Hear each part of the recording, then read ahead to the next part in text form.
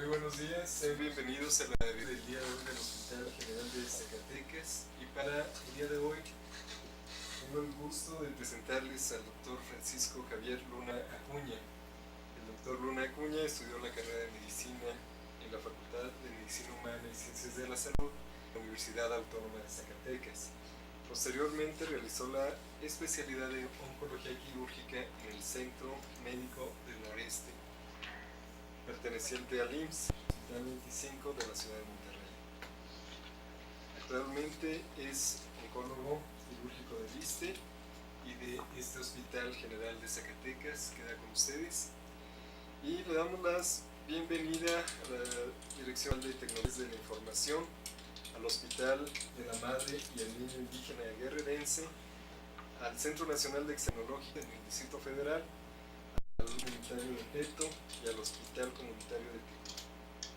Nuevamente, les digo, queda con ustedes el doctor para la videoconferencia Factores de Riesgo en Cáncer de Mama. Bueno, buenos días. Es para mí un gusto estar con ustedes y para hablar un poquito aquí de lo que es el cáncer de mama. El cáncer de mama es una de las neoplasias que más ha aumentado a través de nuestros días en los últimos años. Aproximadamente actualmente se considera que se diagnostican en el mundo más de 1.000 casos. En 1970 se diagnosticaban poco más de 500.000 casos.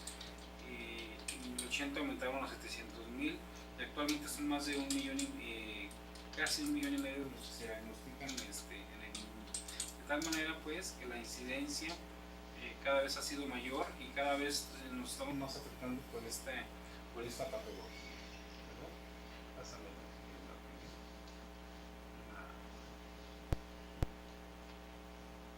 A nivel de México es la segunda neoplasia que tenemos y cada vez es esto que va adelantando al carcinoma cervicuterino. Anteriormente el carcinoma cervicuterino era mucho más, actualmente ya no, solamente un poquito lo va aumentando, ¿verdad? El cáncer de mama va a llegar en unos cuantos años a ser la principal causa de neoplasia de mujeres en México. Representa aproximadamente el 10-11% de todos los tumores aquí en México. Y la situación en que sucede en México también es de que aquí se observan personas más jóvenes en relación a mujeres de Estados Unidos y de mujeres de Europa. No sabemos exactamente cuál es la causa de esta situación. En Europa se considera que se ve el aumento entre los 55 y 60 años y en México la incidencia se está observando casi prácticamente a partir de los 45 y 50 años de edad. Es una enfermedad de países industrializados, ¿verdad? Sin embargo, cada vez se ha visto que los países en vías de desarrollo lo van teniendo más, quizás por las costumbres que se van adquiriendo de los países industrializados. Representan los países desarrollados el 60-70%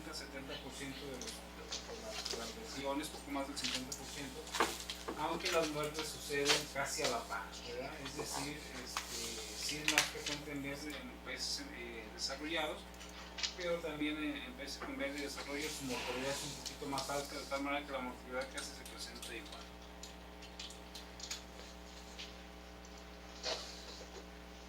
Los factores de riesgo, en las mujeres se presenta el 99% por tumores de mama y en el hombre se presenta el Esto es evidente, bueno, por la cantidad de tejido mamario, evidentemente, que tiene la mujer en relación con el hombre, ¿verdad? Entonces, de tal manera, pues, que aunque no es muy frecuente en el hombre, también debemos de considerarlo, evidentemente, como una enfermedad, pero definitivamente que prácticamente es una enfermedad de la mujer. Los factores menstruales, dada la etiología y la relación que se tiene con los estrógenos, la vida que se relaciona con los estrógenos es muy importante. De tal manera, pues, una de las sedes, por favor, dejó su micrófono prendido. ¿Lo podría apagar? De las sedes que acaban de ingresar, ¿podrían apagar su micrófono?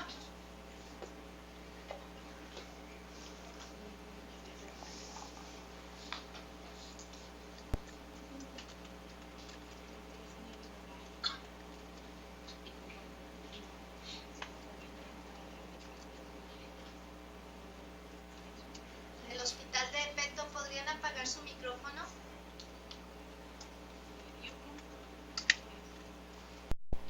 Gracias. muy bien. Entonces, les decía, pues, una menarca temprana, asimismo, un embarazo después de los 30 años y una menopausia tardía, son factores de riesgo para este tipo de tumores, ¿verdad?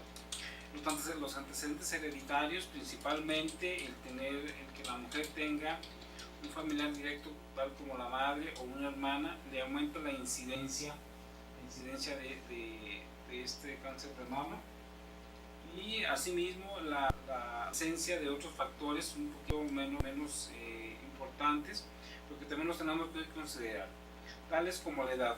El factor de riesgo de la edad se ve principalmente a partir de los 40 años. Entonces, a partir de ese tiempo es cuando tenemos que estar en vigilancia o saber, nosotros como médicos tratantes, como médicos que buscamos el bienestar, decirle a la mujer que es cuando debe empezar la palpación de una manera más estricta y los estudios de tamizaje para este tipo de patología. El antecedente de una patología mamaria también es importante, sobre todo si son procesos proliferativos o bien de una hiperplasia típica, también los tenemos que considerar como factores de riesgo.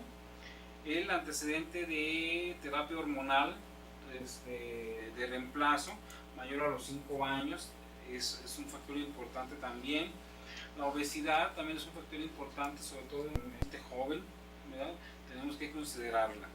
De tal manera, pues, que todos estos factores de alguna manera podemos tener nosotros más o menos un control, a excepción evidentemente de la edad y de los antecedentes. Sobre los demás podemos tener ahí un control de vigilancia muy, muy estrecho para ver, valorar estos factores de riesgo.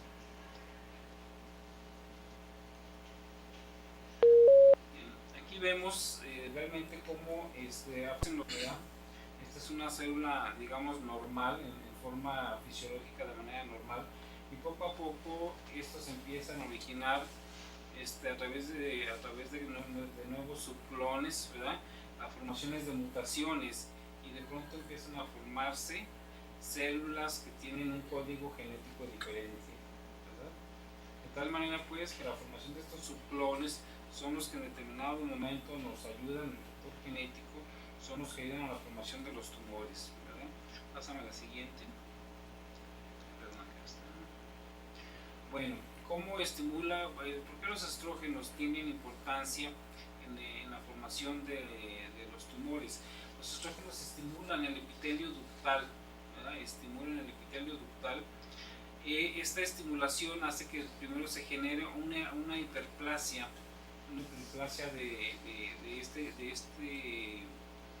del epitelio, y posteriormente con el estímulo prolongado de los estrógenos son los que generan los tumores ductales.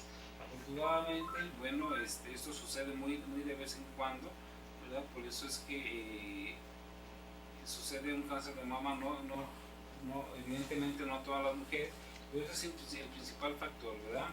Que desarrolla los tumores de mama, de de los estrógenos que tienen sobre el epitelio ductal. Aquí vemos, ¿verdad?, cómo se hace la diferenciación con el NU, con el gel NU, ¿verdad?, y a través de la tirosina quinasa con los receptores HER2/neu, que son los que conocemos, cómo estimulan aquí y para la incrementación, la proliferación celular del epitelio del cuerpo de la mujer. ¿Verdad? Esta es una manera de ver cómo actúan los inhibidores de la aromatasa ya cuando estamos hablando del tratamiento del SEA de mama, ¿verdad?, cómo es que bloquean.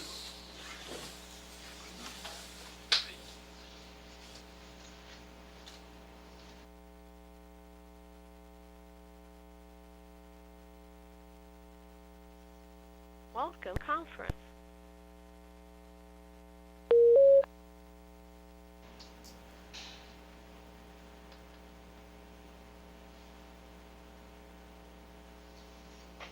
Les digo que nos pongan en el celular.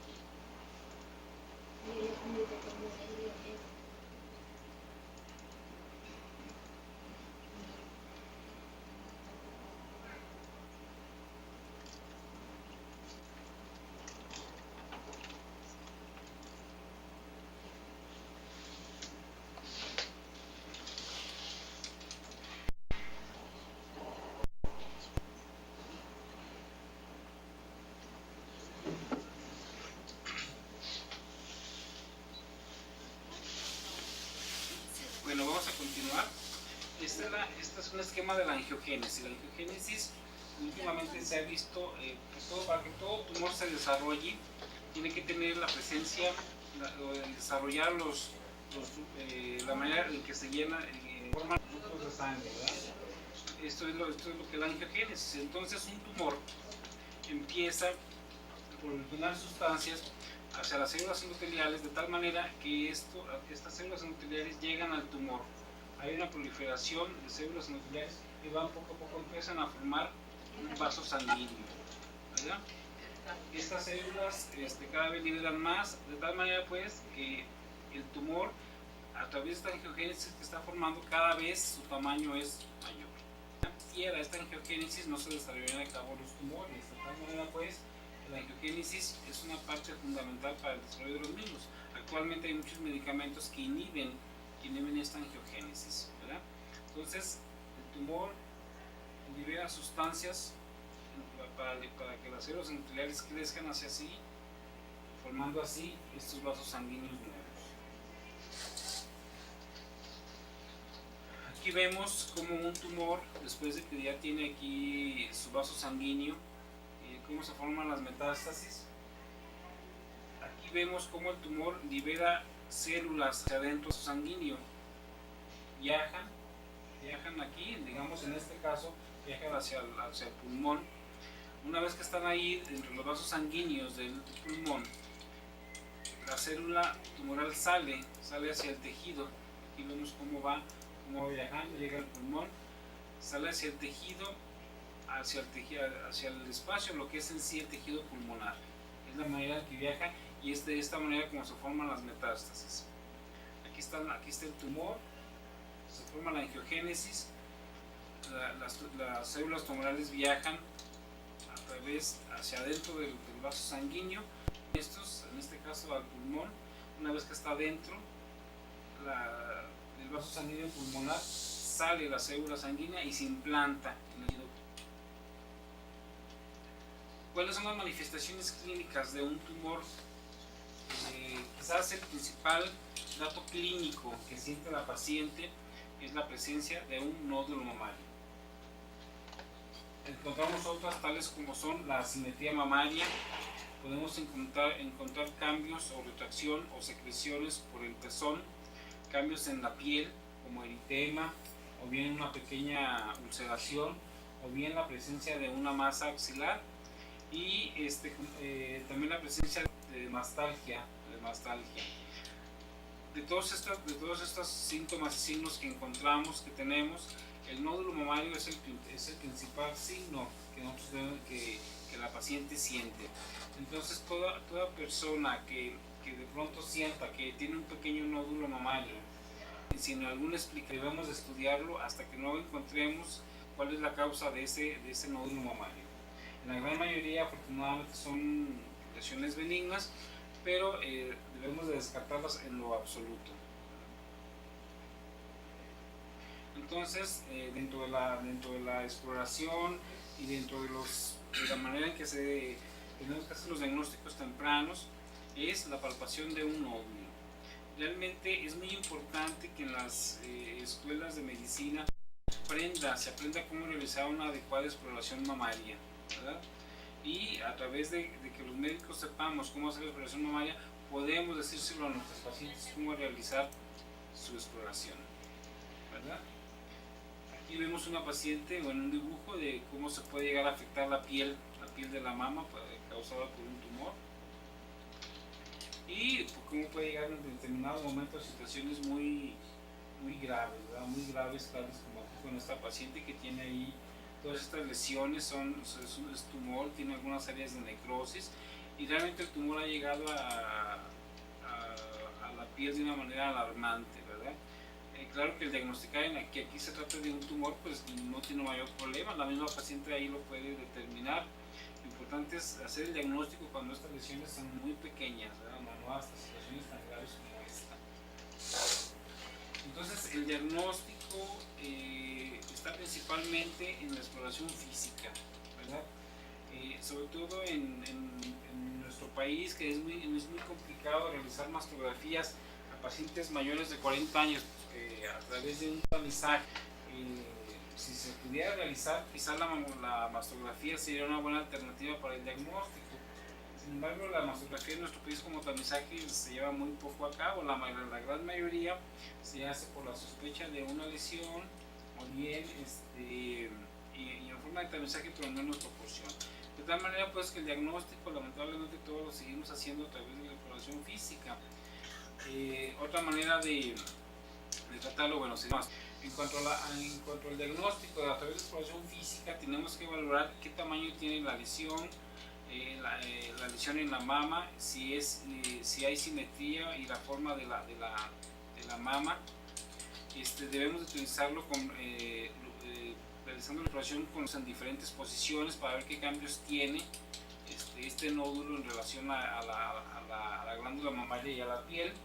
Debemos de observar qué cambios hay en la piel, si hay retracciones, y evidentemente debemos de palpar la glándula, ¿verdad? El hueco axilar y el cuello. Es lo mínimo que realizar. Valorar, pues, en toda exploración mamaria, el tamaño, la simetría y la forma de las dos glándulas mamarias. Realizarlo en diferentes posiciones de los brazos, la paciente primero sentada y quizás posteriormente de preferencia acostada, levantando sus ambos brazos hacia la región de la nuca, explorando cuadrante por cuadrante, ver si hay cambios en la piel, valorar si hay retracciones, y evidentemente una palpación de absolutamente toda la glándula, tanto de manera superficial como de manera profunda, y valorar evidentemente lo que es el hueso axilar y el cuello en busca de nódulos, ¿verdad? La gran ventaja que tiene relativamente la patología mamaria es que se puede palpar, ¿verdad? De tal manera, pues, que el diagnóstico lo podemos tener en las manos, ¿verdad? Si nosotros exploramos a nuestros pacientes y el mismo paciente se explora, ahí puede estar el diagnóstico temprano. Aproximadamente en nuestro país se diagnostican los tumores en estos 3 y 4, un poco más del 50%, es decir, estadios clínicos localmente avanzados. Para poder diagnosticar estadios clínicos, pues la única manera, en buena manera, es aumentando la palpación y aumentando la mastografía de tamizaje también. La autoexploración es muy importante, enseñar a nuestras pacientes a que se exploren, ¿verdad? A que se observen cualquier cambio, cualquier retracción, cualquier movimiento diferente, lo tienen que hacer conocer, ¿verdad? Su exploración, ¿verdad? Levantando, como les decía, en este caso su brazo izquierdo y palpando con 2-3 dedos cada cuadrante, cada parte de la glándula mamaria, empezando de afuera hacia adentro o de arriba abajo, como la paciente lo decida, pero que debe de palpar toda la mama, incluyendo la axila. Ante la presencia de un tejido o de un nodulito que ella lo sienta diferente como lo había palpado la vez anterior, debe ir con el médico inmediatamente. La exploración física, como les comentaba, pues es un punto clave para hacer un diagnóstico temprano. Afortunadamente tenemos otras maneras de hacer diagnóstico, y entre ellas tenemos lo que es la mastografía. La mastografía se realiza, digamos, de dos maneras, o tiene dos finalidades. Una, realizar una pesquisa en población abierta, es decir, no valoramos factores de riesgo ni nada de eso, simplemente realizamos una mastografía para ver qué es lo que encontramos. Y la otra manera es diagnóstica, ¿verdad? Es decir, a una paciente que tenemos una ligera sospecha de que tiene algo, pues tenemos que realizar una mastografía. La mastografía de tamizaje debe llevar a cabo principalmente en pacientes mayores de 40 años. A partir de los 40-41 años, realizarle su primera mastografía, lesiones cefalocaudal y medio lateral oblicua, ¿verdad? Es lo mínimo que tenemos que realizar en forma de tamizaje. Hay algunas ocasiones que por alguna situación tenemos que llevar a cabo una mastografía en personas que no tienen que tienen unos factores de riesgo, tales como los siguientes. Por ejemplo, una persona que tiene el antecedente de que su mamá o su hermana tuvo un tumor de cáncer de mama, quizás en ella tengamos que hacerlo de manera más pronta, antes de los 40 años, ¿verdad? O que tengamos una masa o un tumor palpable que sea ligeramente sospechoso. En algunas ocasiones, si nosotros tenemos una masa y la persona no puede ir a que se tome una mastografía, bueno, entonces tendríamos que realizar evidentemente lo que es una biopsia, ¿verdad? En aquellas personas que tienen secreción sanguinolenta por el pezón, o bien cambios en su piel, también tenemos que llevar a cabo de preferencia una mastografía, ¿verdad? O bien, si por ultrasonido si encontramos una lesión sospechosa, pues tenemos que llevar a cabo también ahí la mastografía. La mastografía que vamos a buscar, como les decía, se lleva a cabo en dos posiciones: la cefalocaudal y la medio lateral oblicua. Siempre de las dos mamas, porque evidentemente el estudio es comparativo, el lado derecho con el lado izquierdo. Entonces, como es comparativo y en cada una de las radiografías tenemos el tejido, ¿verdad? Ver cómo todo el tejido, aunque sea muy denso, si todo es simétrico, ¿verdad? En términos generales, un tumor empieza a cambiar el tejido de forma asimetrías.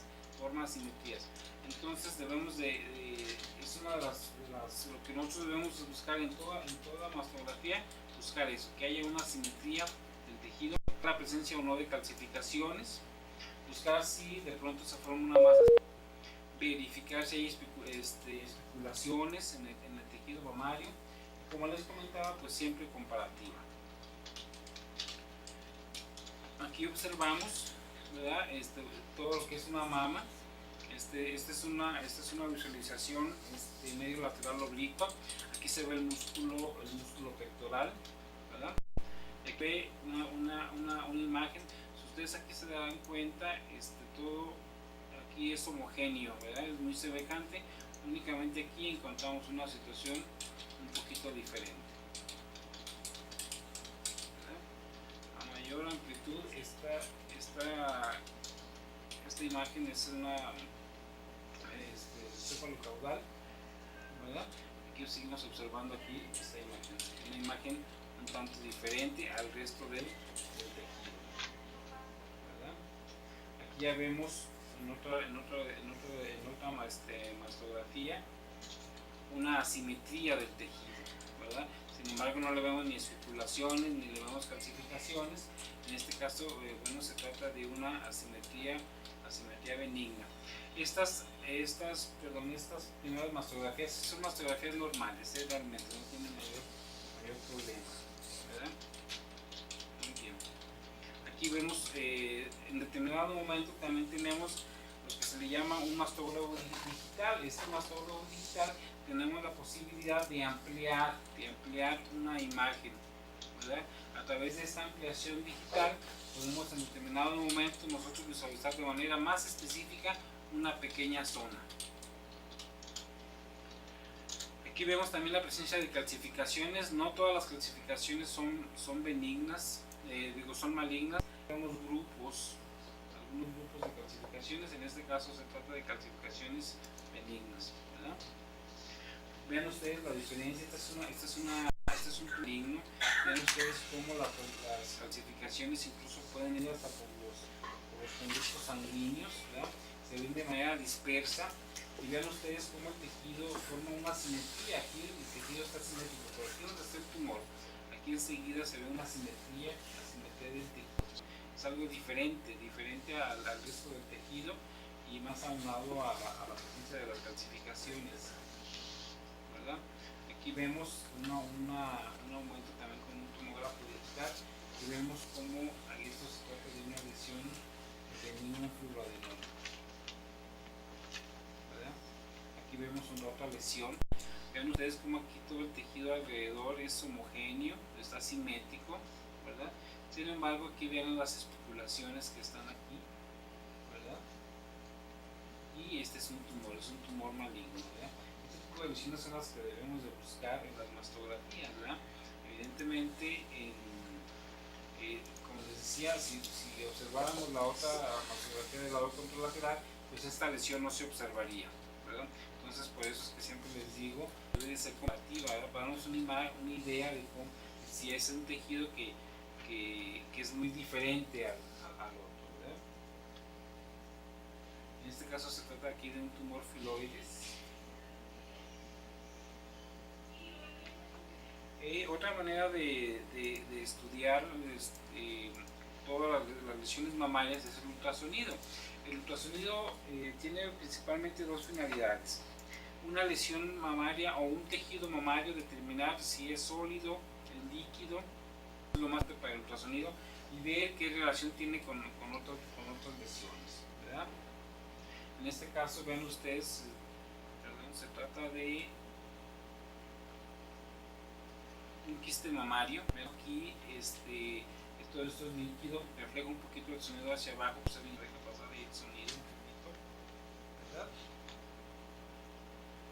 Esta lesión es una lesión maligna, ¿verdad?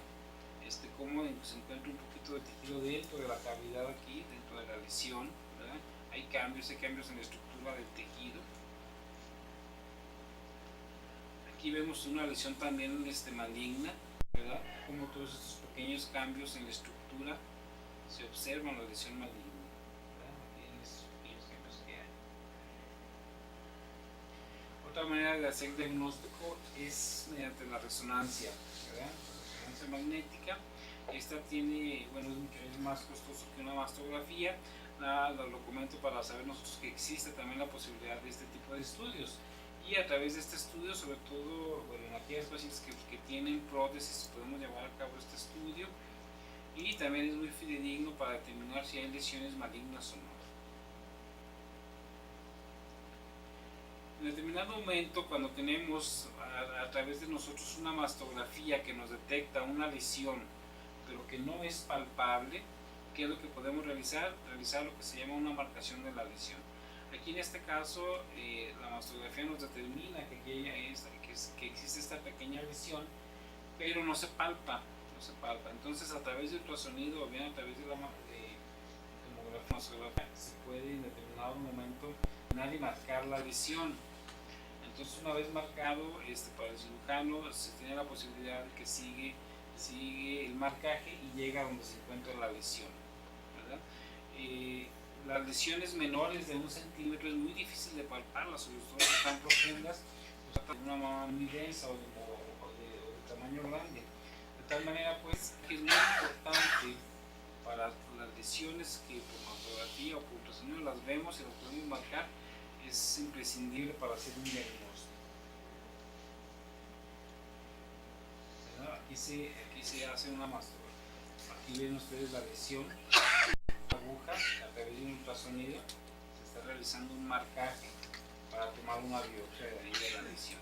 En determinado momento, claro, que también se puede realizar una biopsia con una aguja fina, es decir, esto puede ser una aguja que se realiza aspiración y tenemos algunas células que podemos llegar a un diagnóstico. Si no es suficiente de esta manera, dejamos aquí esta marca y hacemos una incisión para realizar la biopsia. ¿De acuerdo?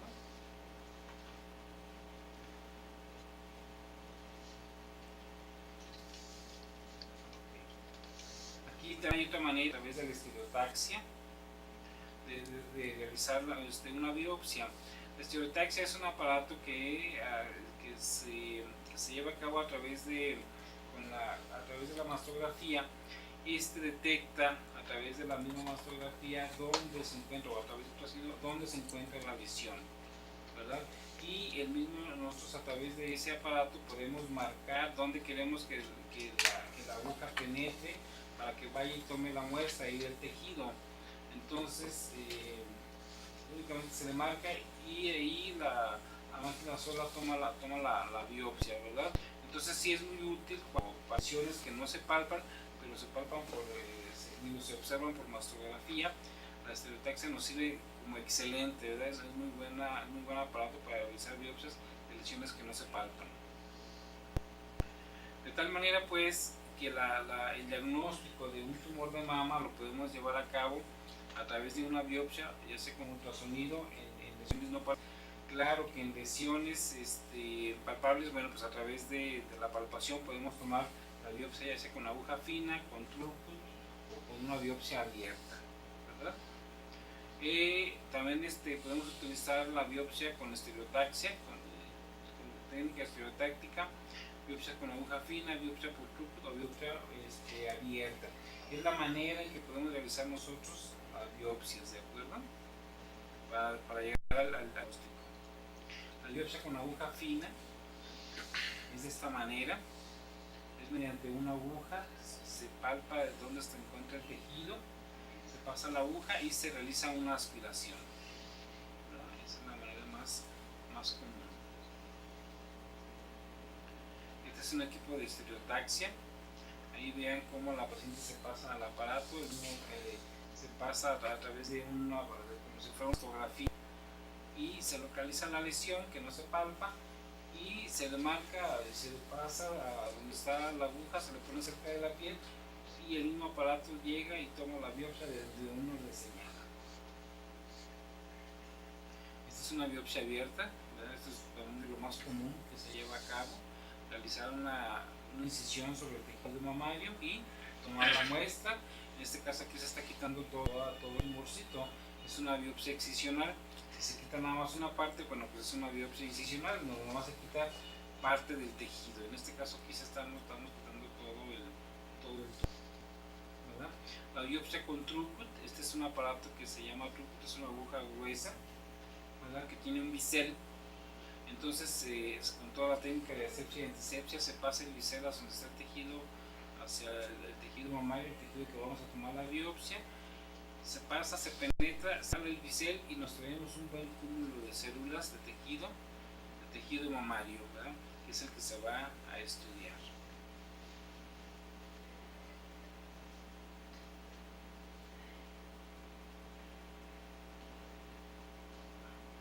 Muy bien, este es un marcaje para biopsia, ¿verdad? Aquí la lesión se palpaba, se pasa un alambre y se deja un marcaje ahí de la biopsia. Bueno, ya una vez que se diagnosticó un tumor de mama, ¿cuáles son los estudios de extensión que tenemos que realizar en estos pacientes? Primero tenemos lo que es una historia clínica completa, ¿verdad? Ya una vez que tomamos una biopsia, que tenemos una paciente con una sospecha de un tumor, los estudios que tenemos que realizar es historia clínica completa, estudios de laboratorio, una VH completa, una química sanguínea, de funcionamiento hepático, una radiografía de tórax, siempre realizar, aunque tengamos el diagnóstico, una mastografía bilateral. Recuerden que en algunas ocasiones pueden tener multicéntrico, ¿verdad? Entonces hay algunos tumores que tienden a ser más multicéntricos, de tal manera pues que siempre, en la manera de lo posible que tengamos el diagnóstico, tenemos que realizar una mastografía bilateral. Valorar lo que son los receptores hormonales, porque nos sirven de factor pronóstico y también nos sirve para determinar si se puede tratar de manera, si se le puede dar a la paciente un tratamiento hormonal o no. Y la expresión del HER2/neu también con fines pronósticos y con fines de administrar medicamentos hormonales, una gammagrafía ósea y un TAC o un ultrasonido abdominal, ¿de acuerdo? De tal manera pues que los estudios van encaminados primero a saber bien el tamaño de la lesión y si hay uno o más tumores. Número 2, a través de la radiografía de tórax y de la gammagrafía, saber si este tumor ya viajó.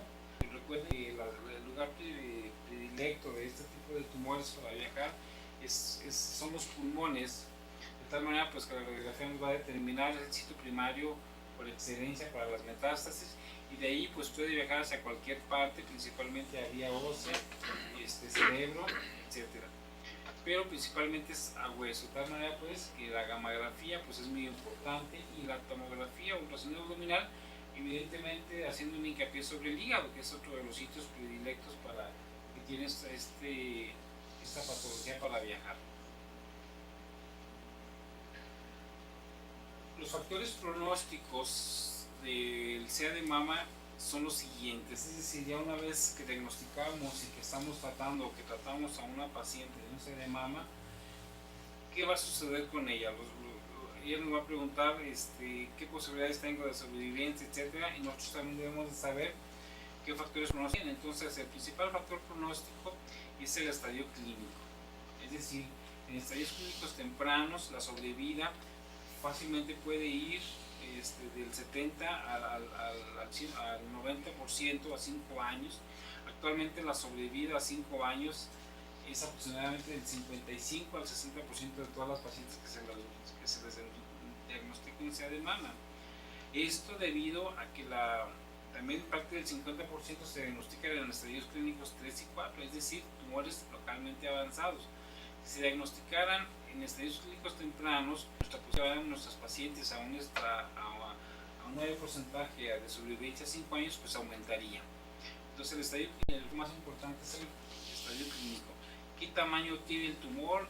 Y si tiene ganglios o no tiene ganglios afectados en axila. Esos son los principales factores para saber nosotros qué estadio clínico tenemos, ¿verdad? Y si hay metástasis o no hay metástasis. A través del sistema TNM los agrupamos por grupos y sabemos cuál es el factor pronóstico de estas pacientes. Otro es el grado de diferenciación del tumor. Entre mejor diferenciado es, pues tiene mejor pronóstico. Entre más mal diferenciado sea o sea muy indiferenciado, su pronóstico empeora. El tipo histológico es un factor pronóstico. El ductal es el que tiene, digamos, quizás el adenocarcinoma, pues es el que tiene el factor pronóstico más malo. Sin embargo, pues es el más frecuente. La presencia o no de receptores hormonales, el que tenga receptores hormonales positivos es de buen pronóstico, y sobre todo sabemos que en determinado momento podemos dar un tratamiento hormonal a una de nuestras pacientes. La expresión del HER2/neu, el que sea positivo le da más mal pronóstico. Sin embargo, bueno, ya sabemos que si es positivo tenemos posibilidades de un medicamento específicamente para este tipo de expresión. Y la edad de la paciente,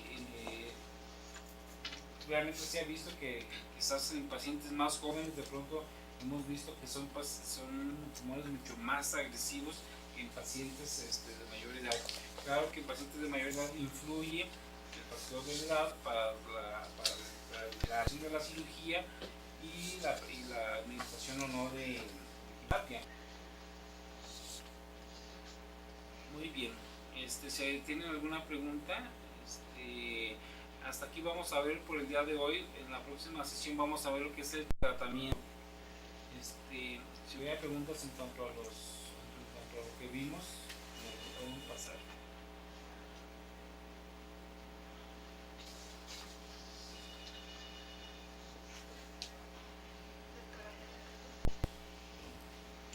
¿Algún comentario de los doctores que están por aquí? Si en algún centro de los que nos escuchan hay alguna pregunta, adelante por favor.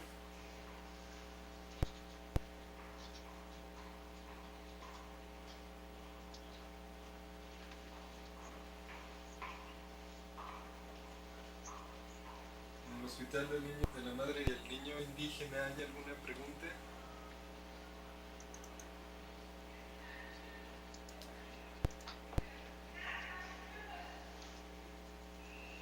En el Centro Nacional de Excelencia Tecnológica, ¿hay alguna pregunta? Buenas tardes, doctor. Sí, buenas tardes. Quisiéramos preguntar que qué tan cierto es que el pan de trigo son factores que pueden desarrollar el cáncer de mama. ¿Es un mito o es verdad? La Coca-Cola, ¿y qué más me dijo, perdón? El café y el pan de trigo. El pan de trigo. Bueno, mire, respecto a la Coca-Cola, realmente se ha visto como un mito, como tal, ¿verdad? El café se ha visto que a veces ha influido un poquito en cuanto al tumor gástrico, ¿verdad? En cuanto a la Coca-Cola, realmente yo no conozco ningún estudio que se haya el tumor de mama por este tipo de bebida, para serlo franco, ¿verdad? No sé si alguien lo conozca, pero como tal no, ¿verdad? Quizás nada más el hecho de que como tiene gran cantidad de azúcar que pueda generar obesidad, quizás ese sea un pequeño factor, pero como tal que algo que contenga que lo genere, yo no lo conozco.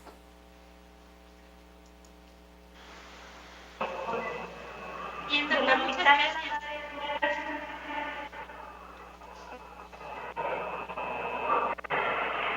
Buenas tardes. Buenas tardes. Hello. Sí, adelante. Sí, adelante, díganos. Sí, del Hospital de la Madre y el Niño Indígena Guerrero. Vamos a hacer una pregunta. ¿Cómo se explora una paciente con prótesis mamaria? Sí, miren, en términos generales las prótesis se ponen debajo del músculo pectoral, es decir, no se ponen muy cerca de la mama, de tal manera que la parte más superficial de la mama, aunque tenga prótesis, es el tejido mamario. Casi todas las prótesis van debajo del músculo, de tal manera pues que se realiza de manera muy semejante, de una manera superficial y posteriormente de una manera un poquito más profunda. Pero prácticamente el método es el mismo, dado que la prótesis, como le menciono, en términos generales va justo por debajo del músculo pectoral.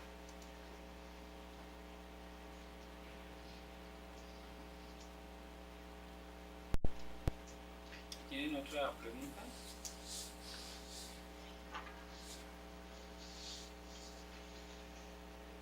Si alguna de nuestras unidades receptoras tiene alguna pregunta, a favor de formularla.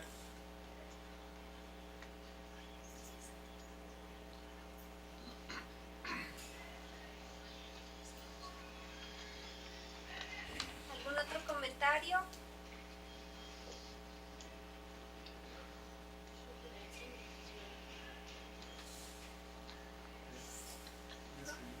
¿Ninguna, Mili?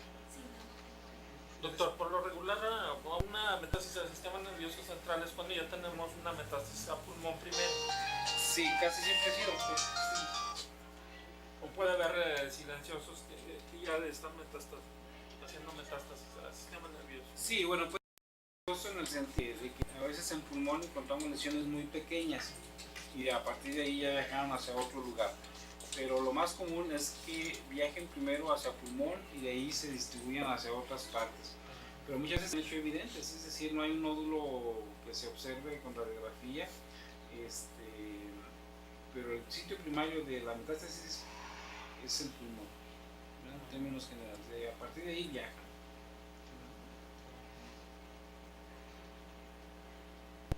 Una. A problema también.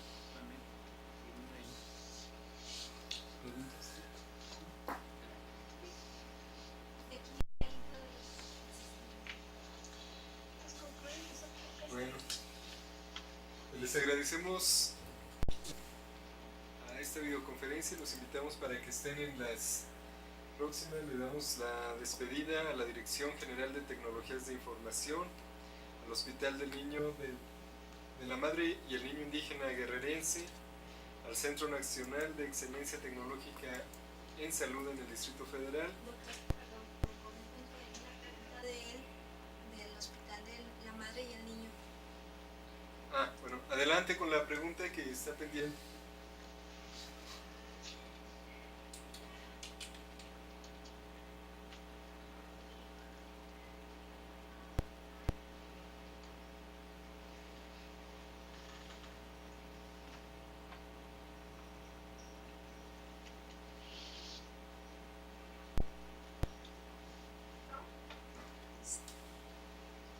Que te lo hagan a O sea, ahí ti. tienes la pregunta.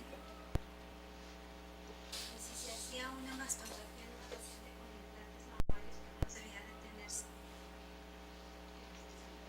Con implante mamario.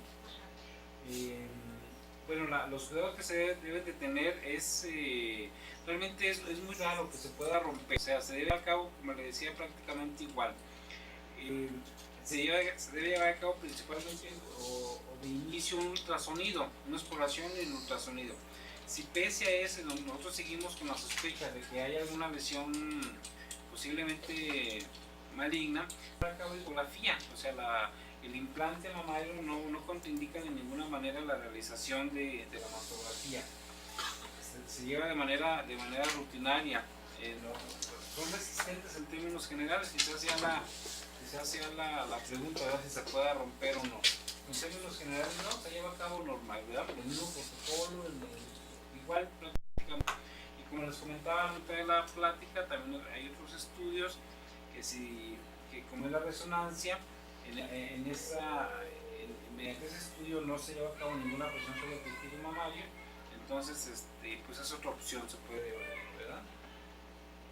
Pero si no, normal, no hay ningún especial. Gracias. Bueno, ahora sí, pues concluimos con la presentación de la conferencia y están invitados para las próximas videoconferencias. Le agradecemos su atención a la Dirección General de Tecnologías de la Información, al Hospital de la Madre y el Niño Indígena Guerrerense, al Centro Nacional de Excelencia Tecnológica en Salud en el Distrito Federal, al Hospital Comunitario de Peto y al Hospital Comunitario de Tico. Gracias.